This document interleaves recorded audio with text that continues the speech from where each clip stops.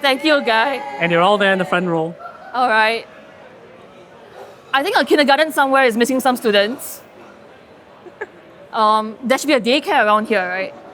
Yeah, you are the daycare. Oh God, I am the daycare. Congratulations.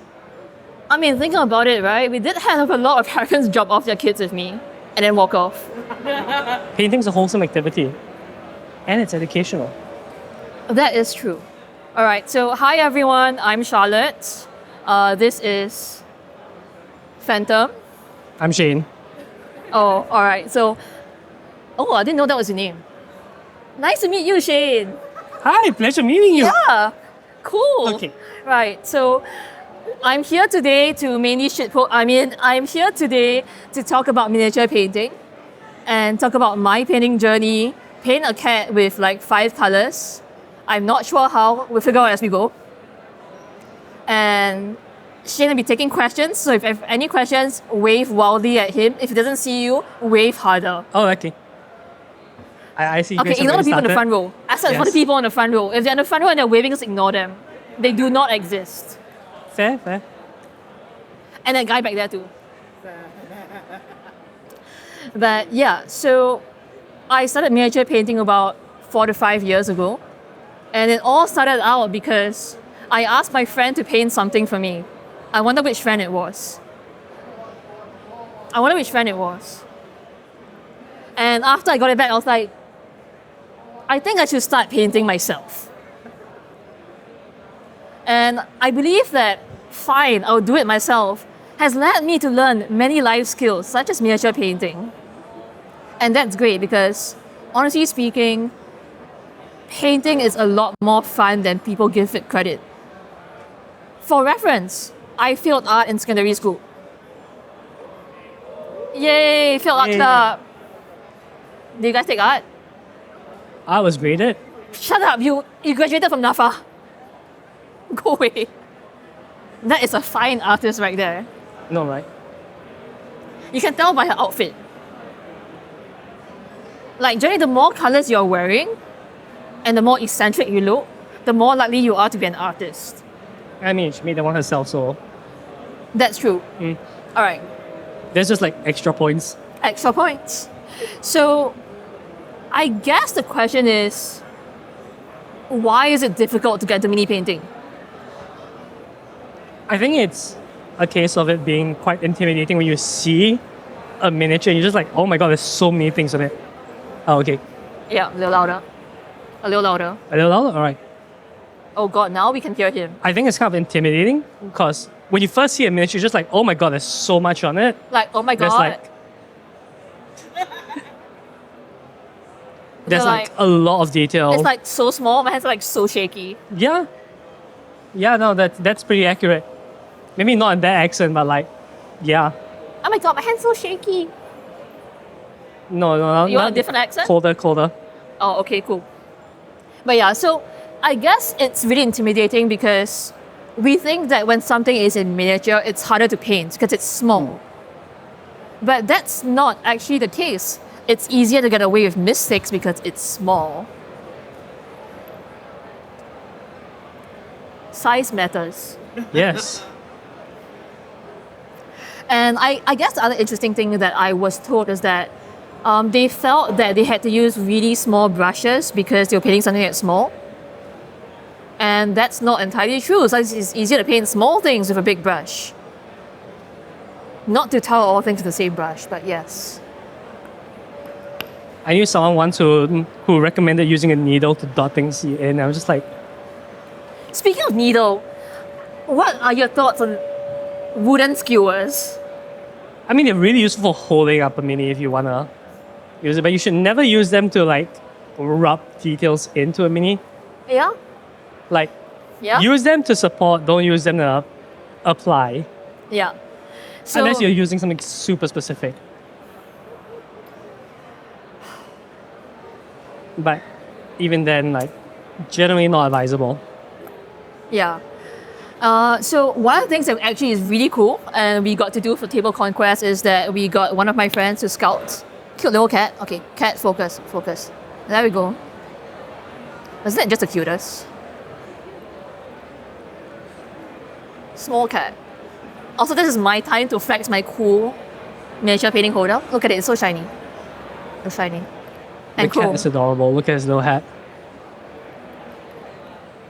I know, right? It's great. The cat's Wow. so cute. It's a friend. And so today I was teaching painting most of the day, and I had a lot of questions from newer painters. And I thought it was really interesting how a lot of them had a really consistent, I guess, question. What's that? What would you ask if you're a new painter? How do I paint? Where do I start? No, they do not ask for me. That is correct. So I guess most of them will ask me, if I'm painting something, where do I start? Because I watch videos online, and the more videos I watch, the more confused I got. Because they're like, hey, all right, so I watch a video and it says I need to base coat everything. Now I've base coated everything. My mini looks not good. How to make it look good? Well, They said I should put a wash. A wash will make me look good. And honestly speaking, I think that it's because most people lack like a fundamental understanding of how to approach painting something in 3D. so not personal hygiene? Many people also lack personal hygiene, but we don't talk about that. Ah, fair. But giving a wash makes things look good as well. I'm not sure if it makes things look good, but it certainly makes things smell better. We probably should be making fun of them like this. No, we totally aren't going. Just do it. Yeah. Yeah, 100% just do it. So to start with, let me just show off one of my brushes as I try to open this brand new brush that has never been opened before because I wanted to flex new stuff on stage. I probably She's have more got strength handle. than him. She's not wrong. Alright, so new brush. So when I was learning how to paint, I used to buy the smallest and thinnest brushes because someone told me, if you're painting something that's super small, you need a super small brush. And that's not true. So what I was telling people was that when you pick up a brush for the first time, you should just check whether or not it's a sharp tip.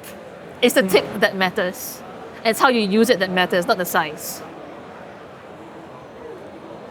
So number one tip was always have a damp brush. You don't want a dry brush unless you're doing certain techniques that require a drier brush. Like dry brushing. No, really, dry brushing requires a dry brush. Who would have thunk?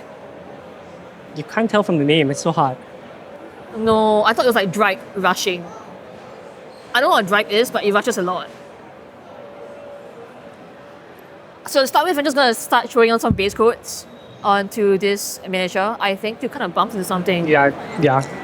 E. Sorry. My hand was digging. Yeah, so what I'm going to do is kind of just start throwing some colors onto the cats. And I'll leave it on here so that I stop going out of focus. I'm sorry, people who are actually trying to watch this. I promise I'm not just here to talk nonsense on stage. Focus. Yeah. There we go. It's fine now. Oh no. Alright, so the main thing is that your brush must always be damp because you don't want your paint to dry on your brush. You want your paint to dry on a miniature. And if your paint starts drying on your brush, you're gonna have a really bad time. Because then your brush starts dying. Yeah. And that feels bad. For reference, when paint dries in the brush, your bristles will start to spread apart and you won't be able to maintain a proper tip, which is really important for getting details done. And And in general, not ruining your brushes. yeah, That'd be nice. it's always good to, the more you take care of your brush, the longer you'll be able to use it and the better your results will be. I mean, it could be worse. We've made plenty of mistakes as a newbie. Like, when I started out, I didn't know that you had to keep the paint out of the metal bit of the brush. And I bought a really nice brush. Oh no. this isn't going where I think it is it? And then I was like, yeah, it's really cool, man. I love this brush. It feels so nice to use it. Let me just use it for everything, including edge highlighting, dry brushing, Oh no. and just base coating everything. Anyway, that's how I killed a Winsor & Newton Series 7 brush. I mainly use like the kind of brushes you get in model paint kits last time. Uh-huh. And pro tip, guys, wait for the super glue on your mini to dry before trying to apply your first Oh coat. god. Oh god. Yeah. In general, just make sure everything's. Yes, it's me. This was like early on when I first started. Oh, but I thought you got some good stories when you first started. Yeah. And by that we mean miniature painting horror stories. Oh yeah, definitely. The kind of things you start talking about at night when it's like 12 midnight and you're trying to finish painting before the convention. That's the next day. That was not at all from personal experience. Yeah. I mean, I started when I was in like primary school, so Oh, you were there's a wee little baby. a lot of mistakes. Baby ghost. There's a long trail of them. Like low cast. I have disposed of most of them. The evidence is gone. You cannot find any proof, but the mistakes are still there. Like you. Nothing?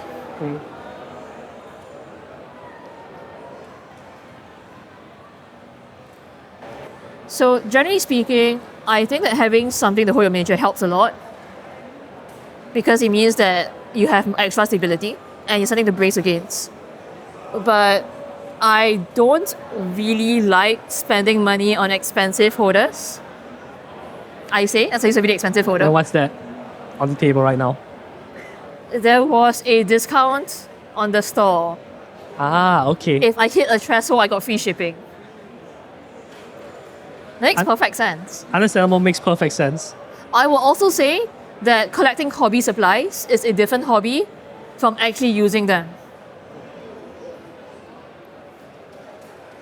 But even if you don't have an expensive holder, making sure that your hands and your miniature are stable are, well, really important. One thing you can do is put your wrists together or brace yourself against the table. Yeah. Though, That's something I learned from a miniature painter with Parkinson's. So if someone with Parkinson's can paint, you can paint. You have no excuse. You're probably just lazy. just don't put too much force on the table either.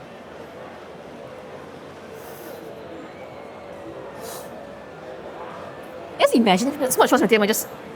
Yeah. Or else one of those folding ones might fall over. I have a few tips for brush control because what newbies normally lack is any form of brush control. And it normally starts with put your elbows on the table, please.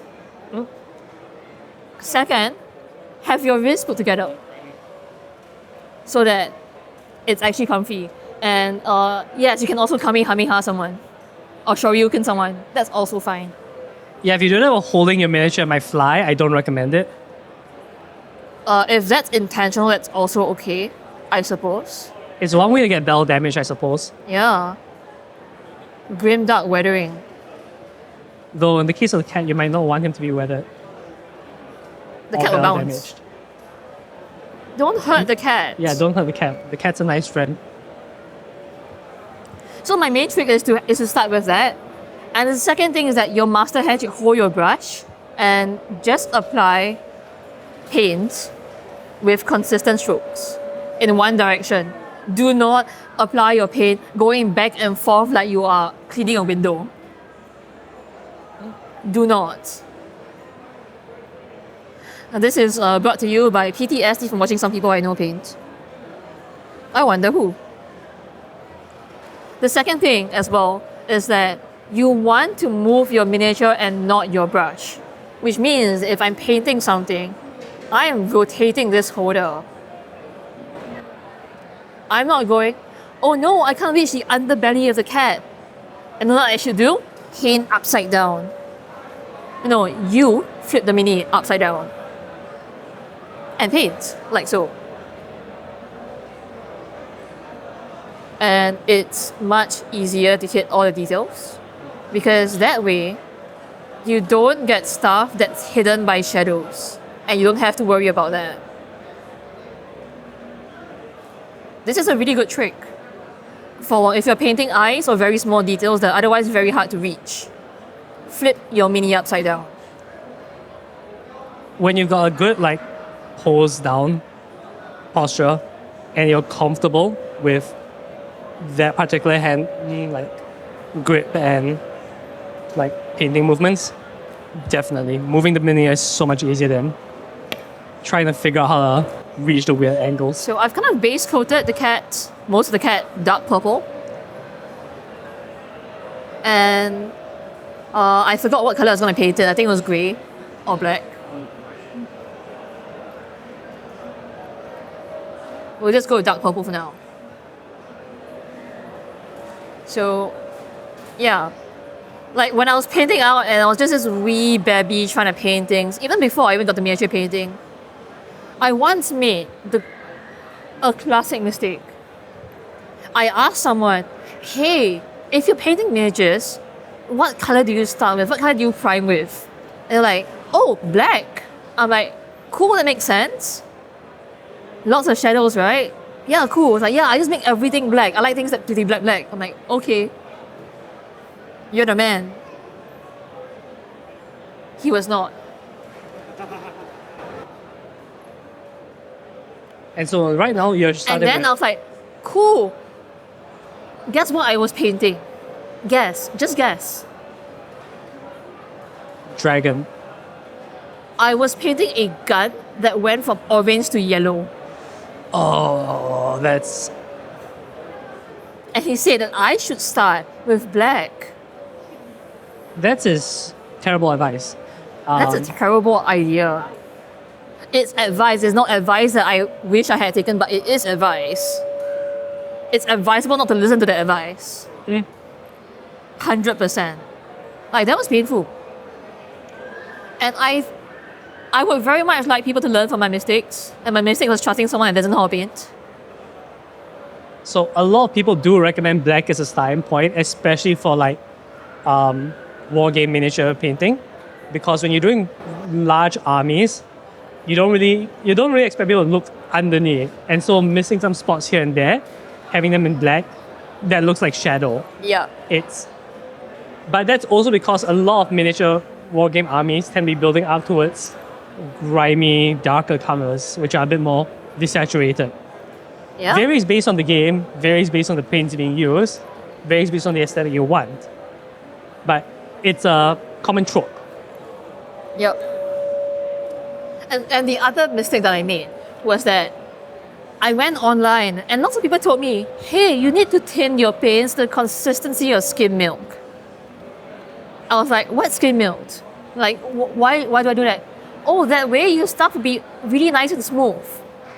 It was not. It was a lie. And that's because they don't tell you that after you thin your paints, you need to unload your brush. Because the more water you have in your paint, the more likely it is to glob onto your brush, right? Yep. Hey, I have a dry mini and a brush that's full of a glob of paint. What's going to happen when I touch the mini? Surface tension. Yes, surface tension means that my mini gets flooded with a whole bunch of paint. And it sits on a little like pool. So Yes. instead And that of- was how I learned how to paint faces. Oh no. Because I started with black and I was like, hey, I'm going to paint an elf with a really pale skin tone. And I'm like, you're going to paint an elf? I know what you need. I was like, what do I need? Elf skin tone. I'm like, okay, cool, it makes sense. So I bought this paint that said elf skin tone. It was a lovely off-white, ivory, yellow color that I then painted over black. And Flip down. So that is. No. Patchy. we had like a black elf with like ivory shadows. It was really strange and not a fun time. So I really would not recommend. Anyway, while we're talking, I'm actually adding a bit of a grey into the dark purple to kind of highlight up from there. And I hope I'm on camera. Let me know if I'm not, please. And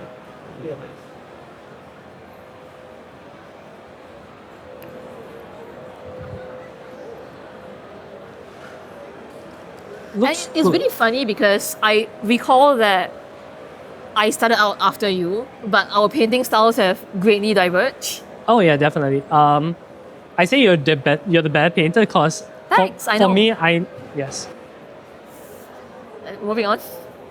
I mainly do it for at the RA level, hobby style. Translation, I'm lazy. Yes, I got you. and I like to paint a lot of things the same color at once. That sounds a little racist. It's not meant to be. Okay. But so you're starting with why purple? Because purple's a nice color. I like purple. Okay. That and also because dark purple is a really interesting way to add shadows to something. Like, because we're talking about our different painting styles, right? And I find that compared to shade, I end up using a lot more chromatic shadows and more colored shadows. So rather than going, hey, I'm painting a black cat, I need to start from black, go to gray, and go to light gray. I'm gonna go, hey, I want something that's dark purple, and then I'll go to a lighter gray from there to add a bit more atmosphere in colored lighting. That makes sense. And also because I'm lazy and just pick darkest color on there. So for me, being lazy, yeah. Are we swapping mics? Yeah, Yay. a little bit too much echo on that. Yep. Okay. Echo. Is that better? Wonderful. Yeah, so where was I? I had the memory of a goldfish. You were Fellow explaining. goldfish, where was I? Hold on. You're explaining how you start with chromatic shadows and Yeah. chromatic darker colors. And I was saying that it's because I'm lazy, right? Yes. And I feel that a lot of my painting style also ended up with me being too lazy to reach for more paints. So I just mix them on the palette and go, hey, this is a nice color, let's put it on.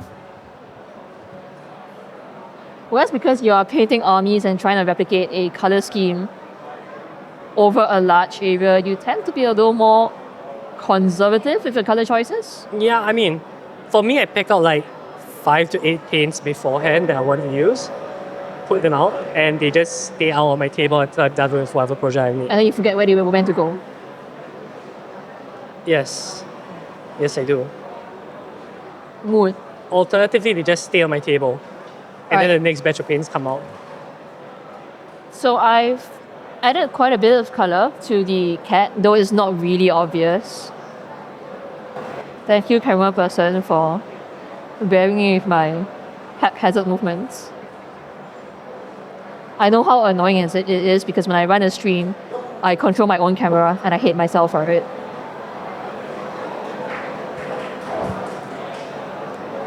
Alright, so there we go.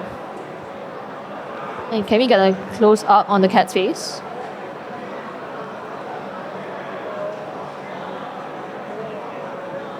Why are you making sound effects for a cat? Look at the cat. It deserves it. It's a good cat.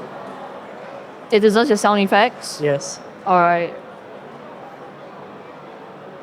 But yeah. It's like painting a black cat is also really difficult because most people think black is just black and they don't realize that true black, especially if you're considering the environment, has a lot more colors to it. Which is fine if you don't care as much, but after a while it started getting really boring. And I found that I paint for visual interest more than a consistent color scheme. Definitely. Oh no, they're taking photos of me. Quick, hide. Normally when you see people paint black, it's either goes up towards grays or blues, depending on what kind of effect they're looking for. So really neutral black or a very cool black. Yeah. But of course, there's the newbie approach, which is I put black on it and now it's just very flat and static. Yeah. So one of the things I was teaching during my class earlier was that if you want to paint black and you want to paint white, do not start with black and white. It seems intuitive, right? You go, hey, I'm going to buy a new paint. I need to paint black. What color should I buy? Dark green. Yeah. Or light gray and transparent blacks. That works too. But you really don't want to start at the far end of the spectrum because it gets harder to work with if you start there. And these are things I really wish that I knew because, the whole thing with feeling art means I never had like a proper art background. And I had to find... Yeah. Oh, God. I think that's better. All right, that's better. Yeah, I think that's better. Put on my ears. So yeah, not having a proper art background meant that I had no idea where to go with painting colors. And my idea of a color is, I paint blue, I need dark blue, medium blue, and light blue. And together they make blue. I'm a genius painter.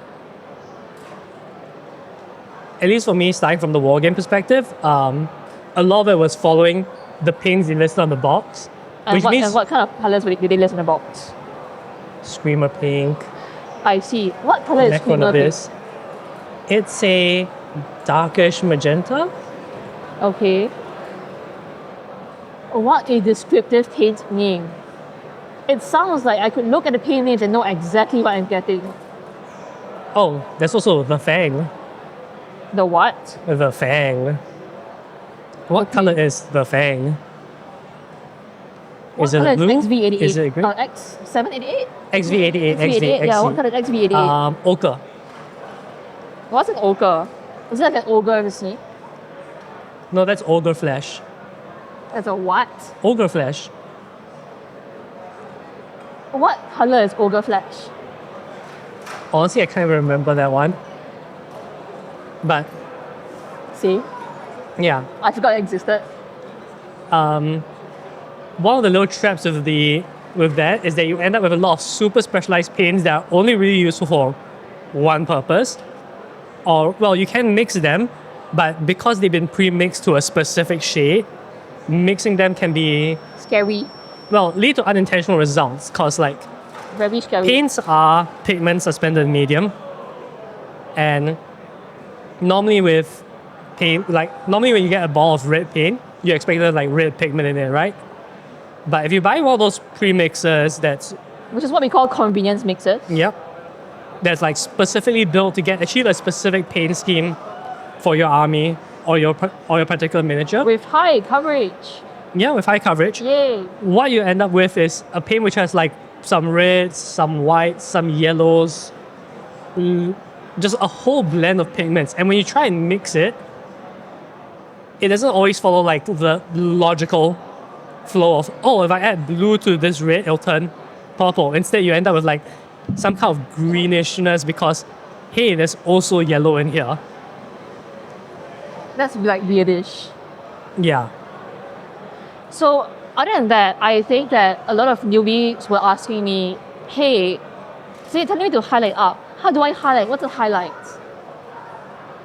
This is a highlight. Can we show it?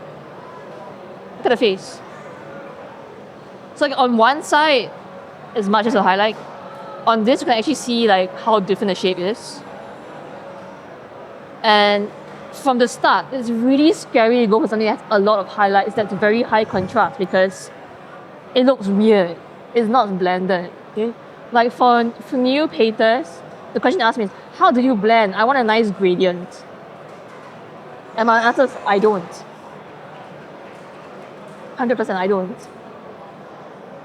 Because for me, getting contrast, something being readable at this size is more important to me than blending because you can always blend down data. And a lot of them got super confused by a lot of terms in miniature painting and And I guess they're pushing themselves to paint like people that have been painting for like 10, 20 years. Yeah. Or they go, hey, I love this one war game. It has gorgeous box art. And this war game says that I can use this 4 paints to reach that box art. That makes sense. This is a lie. It was 100% a lie. But Or rather, it's not impossible. It's not. But you're gonna have to be a really, maybe not really with good those painter. 4. If you got like if you got your primary colors and like black and white at the side, maybe. I think it's possible. It's just With just not the 4? easy. Yeah, yes, absolutely. I'm mainly using this dark grey and olive flash ivory, and I feel like I've done a grayscale on the face. My cat has eyes. Oh yeah, other thing that everyone's super scared of, painting eyes. Eyes are not easy. But they're Huge easier than you issue. think. They are not easy, but they are easier than you think. That's the thing. Yeah. So I normally teach eyes the last, and when I'm teaching painting with humanoid figures, I teach skin the first. And that's the irony, because most people actually think that painting skin is really tough. And if you learn how to paint from a lot of painting tutorials, you tell that painting skin is really difficult. Painting faces is hard. But here's the thing, if you're getting a bunch of newbies to paint and never painted before, they don't know that painting skin is supposed to be hard. So they just paint it and it looks good. It's all in the brain. And also teaching them the right technique to start with. And not just going, here's a brush, here are 3 paints for you to use. Okay, have fun. Give them at least 5 paints. Which is what you're working with right now. Yeah, Just 5. yeah, absolutely. I mean, the only thing is that because I'm working with a very desaturated highlight color, I'm losing a little bit of the purplish tones, but that's okay because I'm bringing it back later on. I mean, the cat is A cat. a cat. Yeah. It's Cat, not a cat. having purple as the shadows makes it look good. Yeah, purple cats are the best as compared to cats of other colors. Maybe because when I'm painting a purple cat, it looks more like a black or grey cat in a purple environment. And then that magical fantasy feel to it. As a newbie painter, I was really hung out on being realistic. And then when I asked her to draw realistic, the answer was just make everything black. I was like, that's not realistic. First, you make everything black, and now you take this weathering powder and you And slather it on. what's weathering powder? It's like it's like slightly larger chunks of pigment that you rub into. It's when guys discover makeup pigments. True story. Fair. Though the end result is very different. One looks significantly more grimy than the other. That also depends on how you apply your makeup. Oh no. So right now you're doing up the hat, yeah? Yeah. So what color do you think I should highlight purple with? Depends on what your and the color you wanted to read as is. Because purple is dark. You can use it as a base for a number of other colors. And I see you're going with magenta. I am. But generally speaking, a lot of people always ask me, hey, you gave me a base coat color to start from, what's next? How do I tell what I should be painting next? How do you do it? For me, I find it helps to have an idea of what the angle you want is before you go, okay, I've got a base color, how do I bring it out? But if you want to keep that base color, you should normally go for something that's along the same tones, is it? If you're trying to aim for that like progression. Alternatively, you want something to look really interesting, you can go for something that's complementary to it. Complimentary. What's that? You know, It's like, does it go over and like, hey purple, you look really good today. I love how that violet looks on you. What's the complimentary color? You want to go down and ask random people in the audience? I'm sure there are a few people that can answer that for you. would anyone like to raise their hands and answer the question? No, so just go over. Okay. Go Yes. for.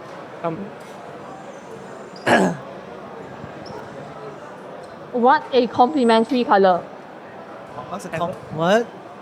What's a complementary color? They give compliments to each other? I was gonna say. We already did that bit. Yeah, we did that bit. We did that bit on with the- stage. That with the program guy. It's a color that pairs well together. Red and green. Definitely complementary colors. 100%, no problem. It complements Christmas. She's not. It does not. Shauna's like, I went through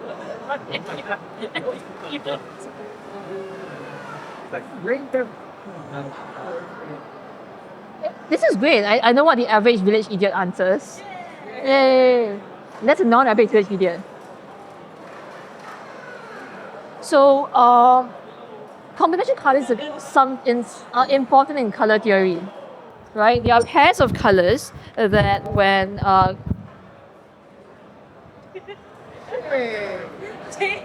there are pairs of colors that when put together neutralize each other to make grey or brown.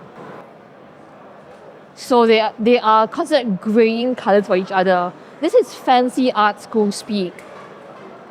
It took a really long time to dig this stuff up because it's really hard to read stuff on the internet. So for example, yellow and purple are complementary colors. Orange and blue, red and green, so on and so forth. And the reason why a lot of paints actually have issues is that they have small amounts of complementary colors in the mix. So when you mix these colors, they don't always behave the way you want them to. It's like how a lot of miniature paints have black or white added in there for coverage. So that when you put the color on, it stays that color, it doesn't go transparent or anything. And that's a problem because if I'm mixing red that has black and I'm mixing a blue that has white added, what's going to happen is that I don't get purple, I get grey. Yeah. Because there's black and white in there. And a lot of people are not taught to mix paints for this reason, which is a terrible reason. It is also why, like, Behold, I wargaming will end up- attempt to do eyes now. Terrible idea. eyes. So first things first, I am adding lots of water to my paint. Because trying to paint eyes with a brush that has paint drying on it is not fun. Second, if you're going to be painting eyes and you just wash off your brush, make sure that the random droplet of water on there is gone. There is nothing worse than painting a perfect eye and this happy little droplet of water just slides down your brush and lands right on the eye. Feels bad. Yeah, no, that's that's a PTSD moment for a lot of painters. Big PTSD moment.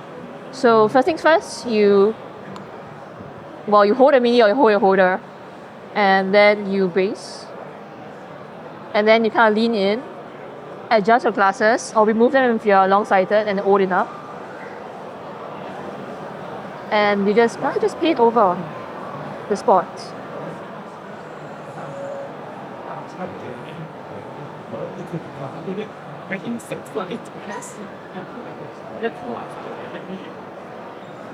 Eyes.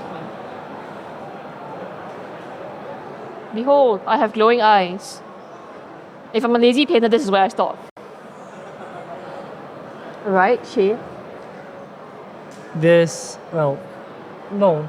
You follow it with a nice little wash of or a glaze and a bright primary color so that it looks like glowing blue eyes. Ah. But So yes, the answer is that's if you're too my lazy to paint eyes, just make them all blue. yeah. Answer is that it's magic. That is my lazy answer for most eyes. It's just It's a magic. I could be painting proper eyes, but You could.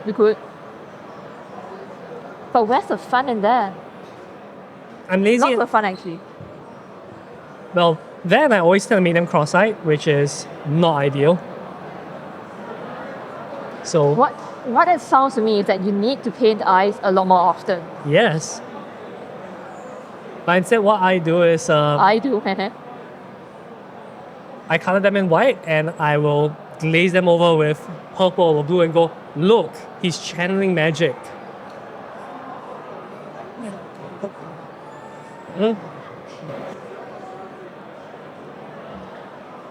I had a really bad experience using a marker because I asked someone to help me mark the eyes. And the paint wasn't fully dry yet. So the Copic marker seeped all the way through into the eyes and just stained the entire part black. And despite using a marker, they overpainted the area. So I had to clean it off anyway. Old painting with marker is quite the achievement. It really is. There are many things in life that I find amazing achievements. That was one of them.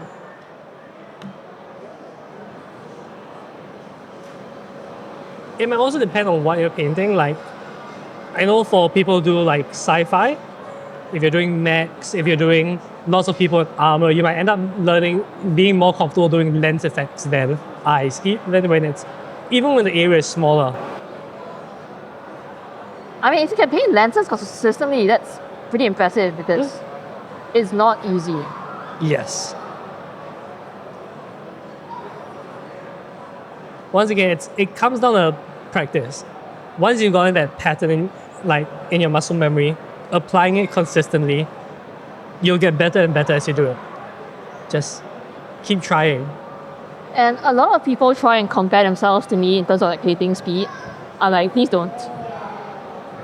And that's not because it's difficult to compare. It's more like once you started painting long enough, you're gonna achieve the same results faster and more accurately than someone that's new to painting. 100%. And if all you're doing is comparing painting speeds with people, I think that you're gonna end up rushing to complete things and not just picking up the skills that you need to just paint faster. Ironically. Cat is so cute. I love this cat. Alright. Should my cat have purple eyes or pink eyes? Do you want them to vote?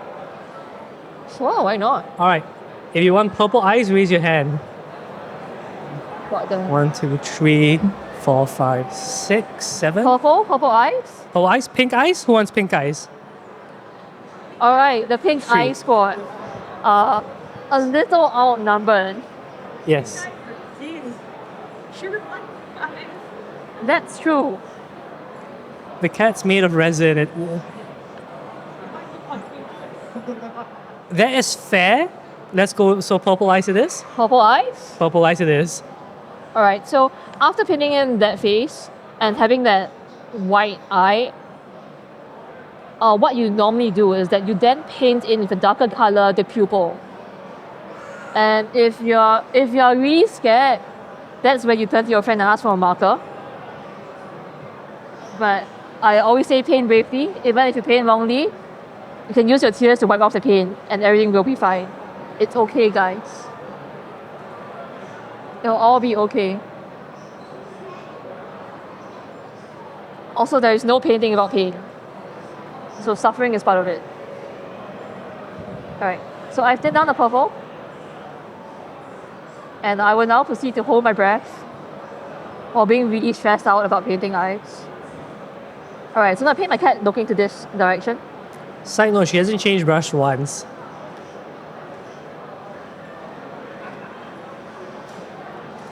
Do I have to? No. You could use a smaller brush if you wanted, but generally you don't actually need it. Yeah, I've been telling people the entire day, right? You don't actually need a super thin or super small brush. You just need one that's... Has a tip. Yes. a fine tip. A sharp enough tip that you can paint. Because at the end of the day, you're not, if you want to paint like a straight line, you're not going to paint it with the fat end of the brush. You're going to paint it with the tip. And as long as Just the the tip is tip. fine and it can draw a line, it can dot in an eye. So on one side, the purple is a little translucent. So I am going back to second layer. But based on that, I don't have a sus looking cat. The cat is very suspicious. There's probably someone nearby trying to ask it to sign a contract to be a familiar. And you will notice that this part actually doesn't look too good. A little bit of the purple went into the off-white. Like this eye, yeah. So the fix for that is to go back with the off-white and paint the off-white back in. This is not at all stressful. I'm glad to hear it's very relaxing for you. It really is. I love painting faces. Don't you love painting eyes? I love painting eyes. Painting the rest of the mini is All my homies tell me they calming. love painting eyes. Well, at least for me, painting the rest of the mini is calming. You can just get in a Zen mode, apply your layers, get your highlights, get that like color differentiation, contrast in, and then you get to the face and you're like, I really hope I don't mess this up.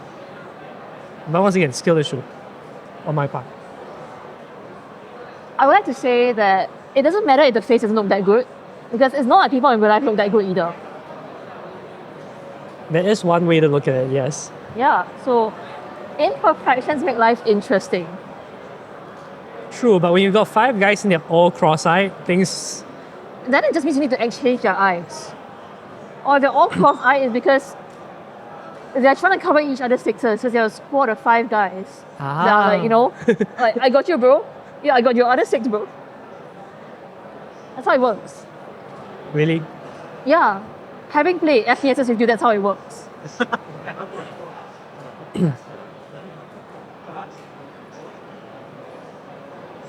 Can confirm. Okay, much better.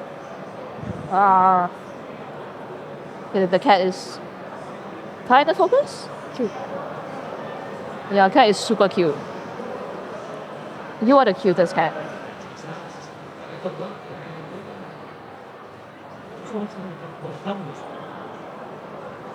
But yeah, like this was actually sculpted by a friend of mine, and I had the best art brief for him. Guess what it was? Cat and wizard hat. I need a cat in a witch hat.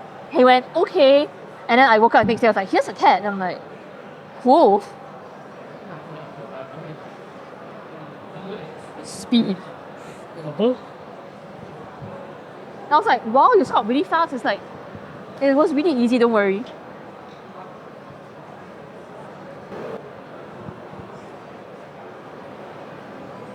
And honestly speaking, one thing I love about this cat is that the cat and its books are separate from the actual base. Which means that after I paint the books and cat and I can flip it around, I can just glue it on the actual base without having to worry about whether or not it fits. Because something that is on 4 legs is really annoying to paint when it's glued to a base. But when it's not glued to a base, it's really difficult to hold on to it. Yep. It is suffering. Especially when it's not staying on anything, you've just got the 4 little legs as attachment points. Yeah, you end up having like a hand cramp to hold it onto your cat, like, Yeah. and then you drop it. Him standing on books was really helpful. I agree.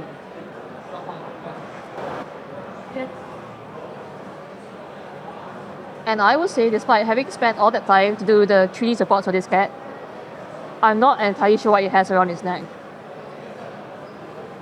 Collar? Pretty sure there's a collar. What on the collar? Isn't it a tag? Does this look like a tag to you? It's a very large tag. No. Your mama okay. Okay, Ken. I'm not entirely sure. I think it's some kind of literal symbol. That's what the historians say when they don't know what it's actually supposed to be. But I guess I think it's like a moon. So I'm gonna paint it like shiny moonlight thing. Speaking of which, how long have you actually been here? I lost track. Here as in on this planet or on the stage?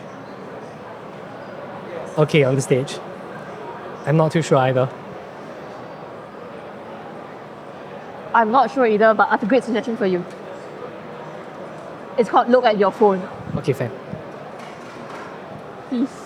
It is 5:56. Cool. So it means that in under an hour, I've pretty much done most of the cat.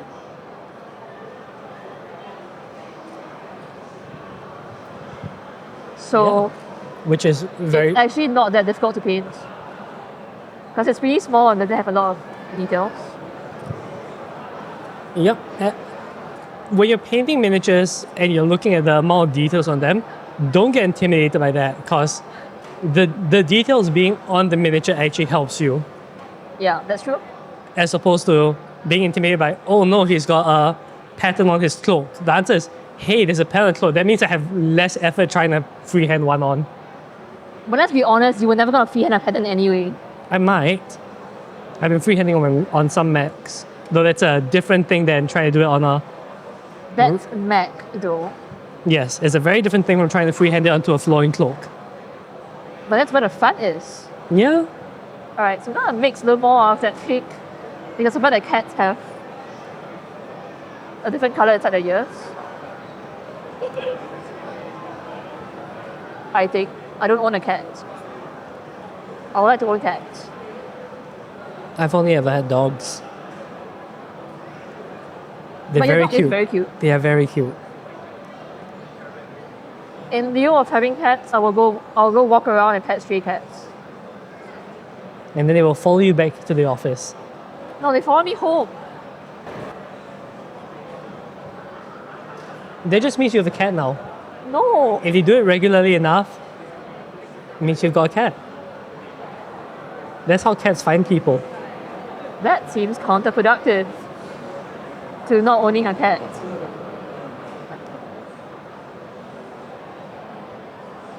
Oh, this cat's so cute.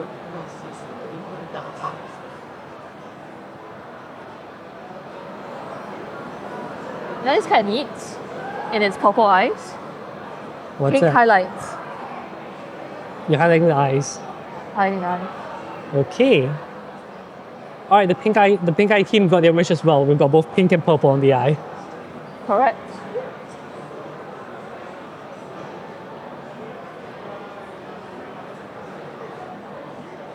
Behold, my cat's extra magical now.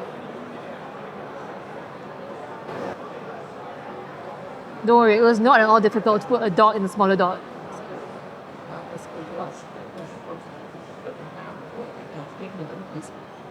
Alright.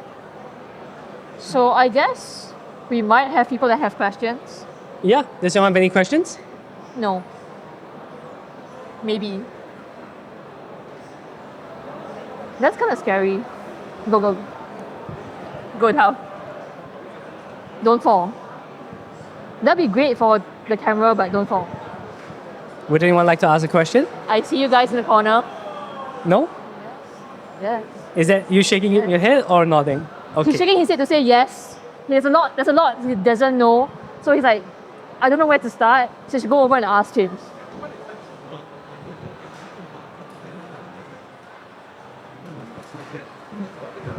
No. Not you guys.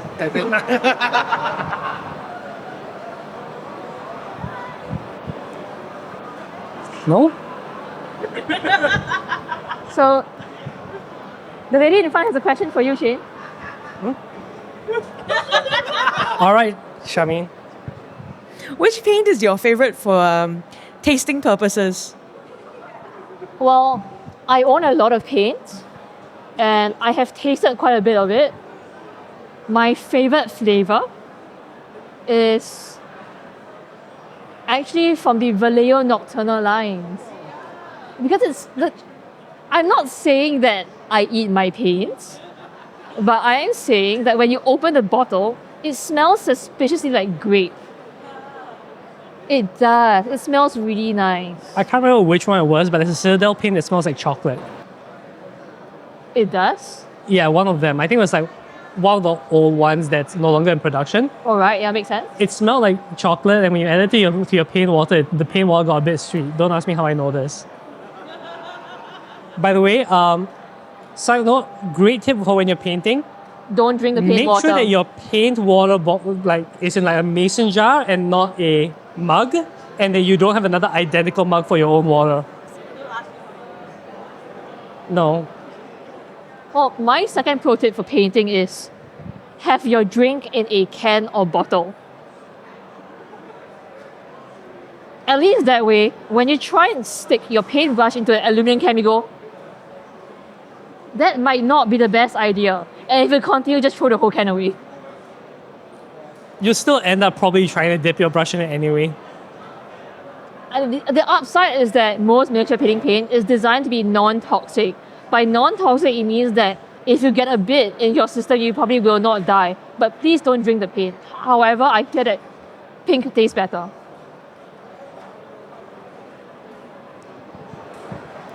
I've heard Duncan Road's 2 thin coats taste great. It tastes pretty normal. Wouldn't know, haven't tried it. Yes, actually. Really? Yeah. Huh. Cool. And I would say that if you're gonna eat paint, please eat miniature painting paint. Do not eat artist paint. And especially do not eat red paint. Especially when the pigment is cadmium red. Because that's how artists get heavy metal poisoning. And then in your late years, you go crazy and start painting yourself with a whole bunch of cubes. Yeah, that's not great. It's not good. Though there is the edible red dye, which is made from bugs. There's a lot of edible stuff that you really shouldn't be eating in large amounts.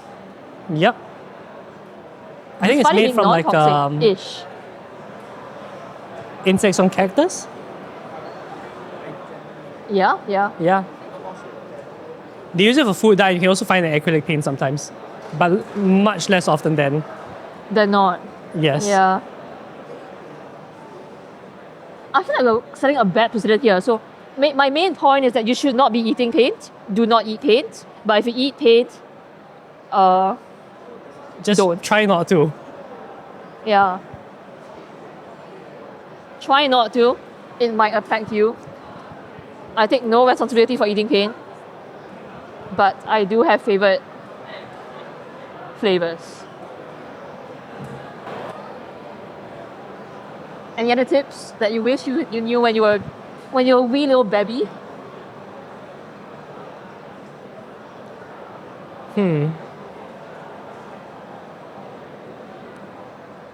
Well, I'd say when you're picking out paints to use, you can definitely try and experiment with more different types of paints. Because if you just stick to, like, let's say, one brand of paint, you'll find that you don't quite get to learn the different ways paints behave. Because different brands of paint, even different types of paint within the same brand, Have different tastes. I mean, different properties. different properties and behaviors. Yes. Some are more transparent than others. Continue. Okay. Some are more translucent, some are more opaque, some flow better, some are chalkier. I guess learning that what paint terms are, how people describe paints and how they work is quite useful as well. Yeah. Definitely. I had someone ask me, what's translucent? I was like, I can see right through you. And he was like, what? Cool. Didn't get it. Unfortunate. It was a little slow on the uptake. But if you get... one thing that's actually quite useful is that if you see paints that are labeled for airbrush use, you can totally hand paint them. And in fact, because they come pretty thin, they're actually really great for like highlight layers or getting those sort of like smoother lines and details, though you might need more Yeah. layers to get it full. Sorry? We'll whip it out soon. Oh, okay. No worries. It's okay, don't look so confused. I got you. Yeah. Whereas? If you Oh get no, the something goldfish like- kicked in. Yeah, I forgot. Blue. I think I was talking about types of paint. Oh yeah. Whereas something Okay. like texture paint, when it dries, it gets crackly or Oh, textured. God. So you should never use it to like paint someone's face, for example.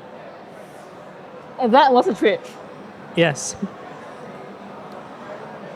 Like, although at the same time, you can totally use a thin down version of texture paints on top of armor if you want to get that sort of like cracked look on it. Like, I guess that's the thing. As a painter, there is nothing wrong with buying paints if they serve a purpose for you. But don't feel pressured to buy paints because they think they'll make you a better painter because they won't. Definitely. Instead, you can Try and get paints that don't fight you for the results you're trying to achieve. Which means if you're trying to paint yellow, don't start with black. start with. If you want, Start with a lighter color, whether Yes. it's brown or white or whatever. pink worked well, right? Yep. I believe pink is so pink surprisingly is good. basically really saturated reddish color. When you paint over that with yellow, it turns orange. So you get some nice orange shading in there. This is really fun. I love these fancy brushes. Wait, what? Oh. Okay, that's cool. Yeah, it's really cool. They break down like that one time I broke down after I watched someone scrape paint off a miniature of the skewer. Oh yes. If you make a mistake, you can. It's Yeah. in miniature painting. It's easy to paint over it. Do not try and scrape it off with a knife or skewer. Yeah. So basically, when you're painting, don't be afraid to make mistakes. I've made a ton of mistakes on here. You didn't notice because I didn't say anything. But also, because you can just paint over those mistakes and keep going. And when you're painting, If the mistakes are really bad, wash off your brush, wipe them off with a wet brush. It's amazing. You can- Unless you didn't thin your paints and then they end up drying really fast. you can always recover when painting, unless you've really globbed on like too much paint. So go. The answer to that is buy 3D printed miniatures. Because even if you fail at life or painting, you just pick a new one. Fair. Or if not, there's always thinner. Paint stripper. Though get ones which work and not ones which melt your miniature. Yeah, don't Like- be like, hey, I heard I went to the hardware store and I bought paint stripper. Acetone looks really good. No. I mean, just take my miniatures and put them in there overnight. Do not. And you come back the next day and your miniatures have now resembled It works if you're thinning some of the old metal minis and you a want to get them, molten mess of and you don't want the base. sadness and pain and regret. Don't ask me how I know this. The uncle cheated me. It's deep betrayal. But in any case, we also should be wrapping up. So if anyone has any quick questions, I'm sorry. But we should be going. And Yep. I hope that you guys were entertained at least while we sat here talking nonsense for an hour. The answer is probably no. It's okay. All right. Yeah. So first of all, thanks Shane for helping out. I hope people learn something. Yeah, they learned not to sit down and listen to us for like almost 40 minutes. They also learned that there are people in their friend groups who make strange mistakes while painting and like to drink paint and eat paint. That's everyone though. I don't know a single miniature painter who has not accidentally sipped their paint water. It's like a at rite of one point. passage. You haven't painted enough. If enough time, I prefaced it with I don't know a single miniature painter who hasn't sipped from their cup at least once. That's fair. And I also think that, okay, before I end, right, the most important thing is that when you are new, even when you are practiced, your miniatures are all going to go through a phase where they look like crap. And you just need to power through that phase, keep going, trust the process, that in the end, it will look okay. But if you give up, it will never get better. It will always look bad. So believe in yourself. And if you doesn't believe in yourself, believe in a random YouTuber who said continue, keep going. Yeah. That's a good one. Squid Mom said it'll be fine. Sounds about right? It does. Yeah. But also, if you guys enjoy hearing me talk about painting and basically not have any idea what I'm painting while I'm painting it, you can always follow us on Twitch TV, Neo Tokyo Project. The more people we have following, the more stress I have to actually stream. And then I'll actually paint instead of going to play video games instead. Which might be good for our huge stack of like thousands of unpainted minis. Only thousands? I threw a few away. Okay, fair. I sold others. So my excuse for printing more minis that I'm not painting is that sometimes people want to buy them. Speaking of selling minis, Oh yeah, if you want to drop by our booth over at the Neo Tokyo Project, you can get your own minis, you can get more cats. If you want to learn how to paint your own cats, which is really adorable, you can sign up for classes. I think we are about maxed out for today, but we have a few slots left for tomorrow. But slots are very limited as I did not bring that many cats, which is a shame. All right, mic off. Thank you everyone and good evening. thanks. Bye.